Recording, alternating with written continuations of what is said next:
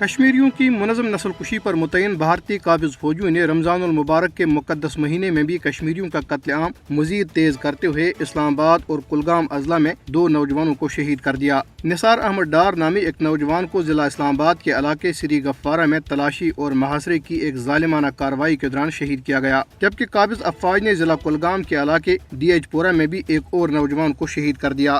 اس سے قبل ایک حملے میں 2 بھارتی فوجی روہت شرما اور انکیش کمار زخمی ہو گئے تھے۔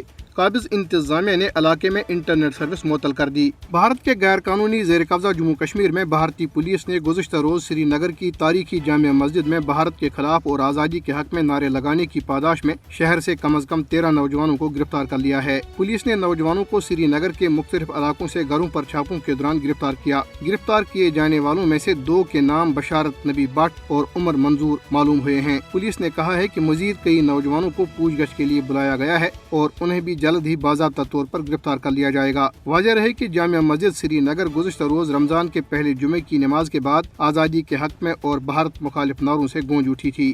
سوشل میڈیا پر ایک تصویر وائرل ہے جس میں 8 افراد نیم برہنہ حالت میں ایک پولیس اہلکار کے ساتھ کھڑے نظر آ رہے ہیں۔ یہ تصویر ریاست مدھیہ پردیش کے ضلع صدی کی ہے، جہاں چند افراد مقامی BJP کے رکن اسمبلی کیدرا ناتھ شکلا کے خلاف مظاہرہ کر رہے تھے کہ پولیس نے انہیں حراست میں لے کر ان کے ساتھ بدسلوکی کی۔ مظاہرے کی کوریج کرنے والے ایک صحافی کو بھی پولیس نے در لیا۔ پولیس نے صحافی سمیت تمام گرفتار افراد کو برہنہ کیا۔ تصویر منظر عام پر آنے کے بعد پولیس نے عجیب و غریب صفائی پیش کی کہ ان لوگوں کے کپڑے اس لیے اتار لیے گئے تاکہ وہ اپنے کپڑوں کے ذریعے لاک اپ میں خودکشی نہ کر لیں۔